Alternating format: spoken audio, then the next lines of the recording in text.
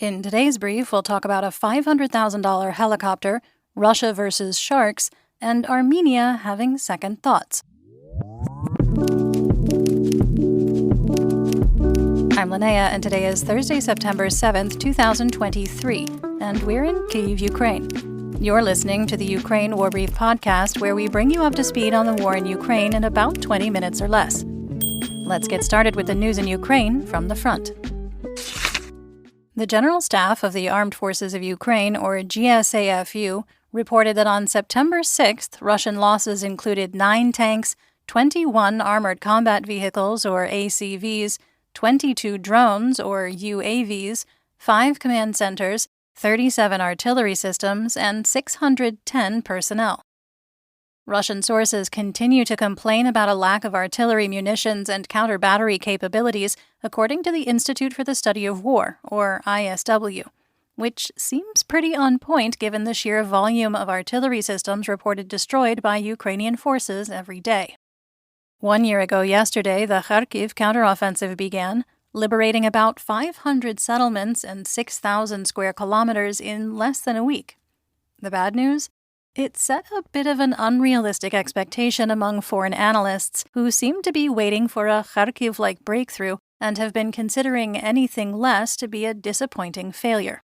It's important to remember that while slow and steady may not actually win any races, it does prevent a lot of unnecessary death caused by rushing across dense minefields. Last week, a Russian Mi-8 helicopter pilot landed at an airfield in Ukraine and surrendered, the result of 6 months of coordination with Ukrainian intelligence. The pilot, 28-year-old Maxim Kuzminov, will receive a reward worth $500,000 for the Mi-8 and has encouraged other Russian troops to follow his example, saying in an interview with CNN, quote, "You'll be provided for the rest of your lives," end quote. Kuzminov said he defected because he didn't want to be complicit in war crimes, and, quote, "What is happening now is simply genocide of the Ukrainian people, both Ukrainian and Russian. Ukraine will definitely win this war simply because the people are very united. The whole world is helping because it understands that human life must be valued," end quote. A bill signed by Ukrainian President Volodymyr Zelensky in April 2022 offers monetary rewards to Russians who surrender with their equipment and promises, quote, "secrecy, a safe stay in Ukraine, and support in obtaining new documents and leaving for a third country," end quote. In all seriousness, that sounds like a pretty good deal. Today is the day Ukraine celebrates its military intelligence forces, and in a video commemorating the day, Chief of the Defense Intelligence of Ukraine, or GUR, newly promoted to Lieutenant General Kirill Bodonov, almost cracked a smile. GUR spokesman Andriy Yusov stated that Ukrainian intelligence is not 100% certain that private military company or PMC Wagner Group leader and one-time insurrectionist Yevgeny Prigozhin actually died in a plane crash. At this time, only Dmitry Utkin, another key Wagner leader, has been independently confirmed as dead. Director of Analysis for the U.S. Department of Defense Intelligence, Trent Mall, told The Economist that U.S. intelligence believes Ukrainian forces can break through the remaining Russian defensive lines by the end of this year, which, for those of us who still feel like it's May, is actually only 4 months away. Mall noted that the AFU's advancements on the Russian second line of defense is, quote, "actually quite significant," end quote. On the home front, the United States Secretary of State Antony Blinken is visiting Kyiv, where he announced a new aid package worth over $1 billion and, perhaps more importantly, visited with Patron, the explosives detection dog and mascot of the State Emergency Services of Ukraine. Blinken also met with President Zelensky yesterday and visited the Berkovets Cemetery with Ukrainian Minister of Foreign Affairs Dmytro Kuleba to pay respects to fallen Ukrainian soldiers. Today, he visited positions of Ukrainian border guards and was shown U.S. surveillance drones in action.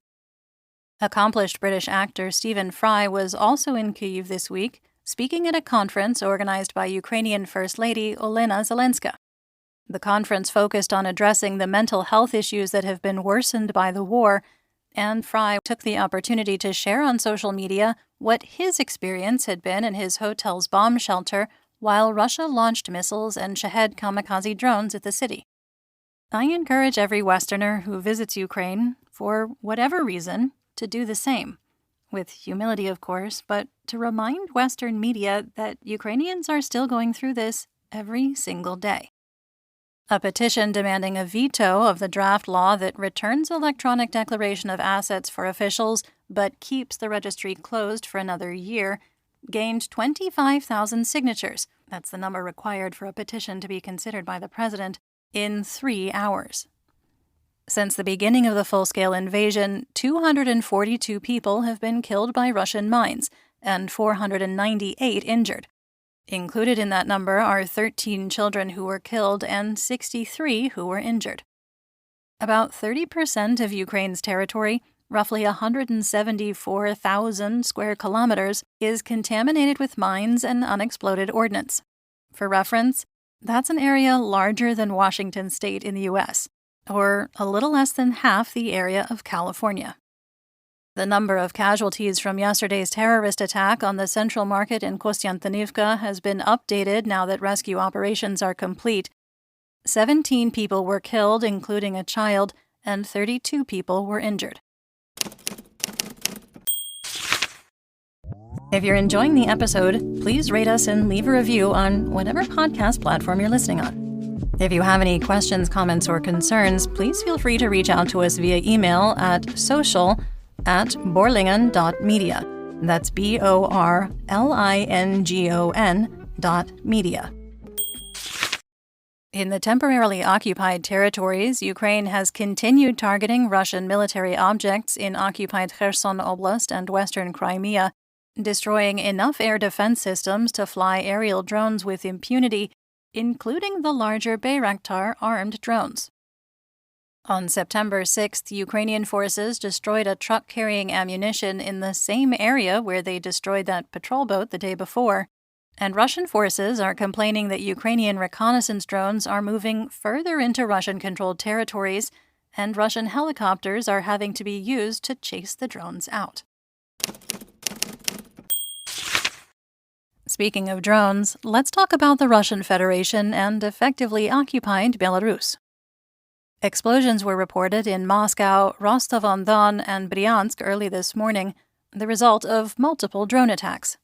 Russian authorities stated that 2 drones were shot down by air defense. Schools in Russia have a new curriculum this year, incorporating not only pro-Kremlin propaganda about Ukraine and its history meant to justify the full-scale invasion and the occupation of Crimea, but also military skills in a course called, quote, Basics of Life Safety.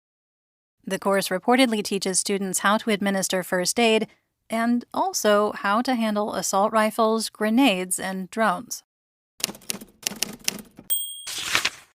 In news worldwide, Olha Stefanishyna, Deputy Prime Minister for European and Euro-Atlantic integration, stated in an interview with Voice of America that she believes Ukraine is capable of taking the steps necessary to join the EU in spite of the war, adding that European Council President Charles Michel's statement about preparing for EU enlargement by 2030 does not mean that Ukraine will have to wait until then to join, and that Ukraine will be ready in about 2 years.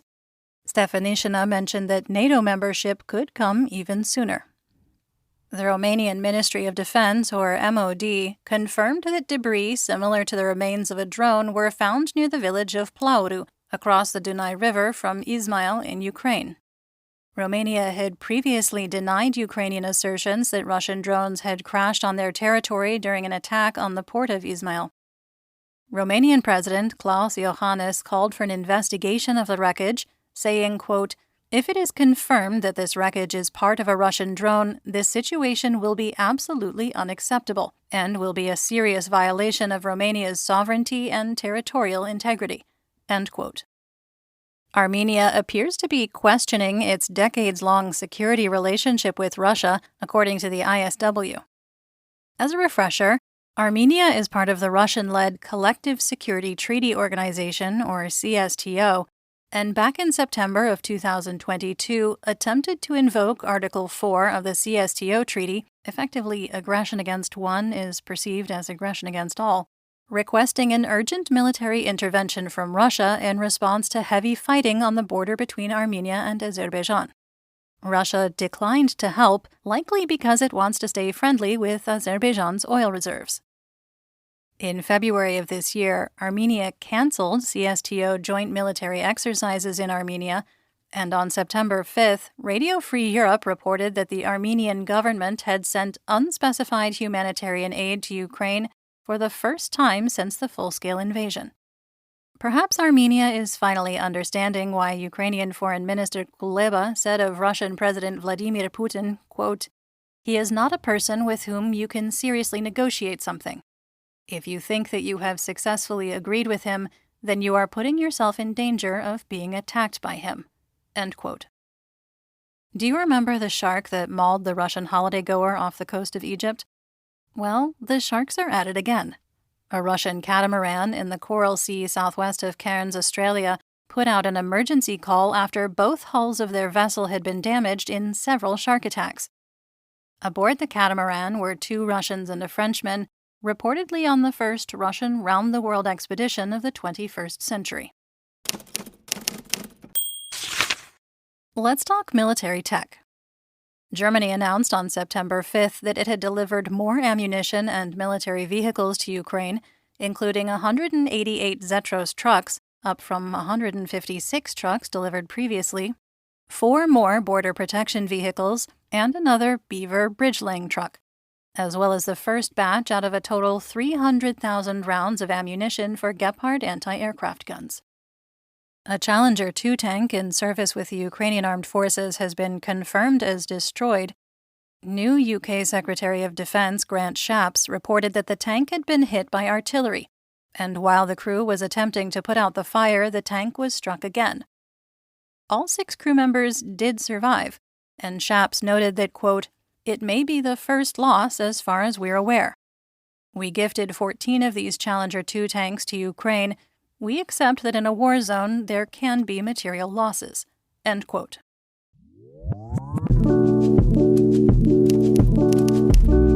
That's the brief for today. Remember to check your sources and don't fall for propaganda. Join us on YouTube and TikTok for more Ukraine content and live news reports, and please consider supporting our work on Substack. You'll find the links in the description. We'll be back tomorrow with more updates. Until then, stay safe, everyone. Do побачення!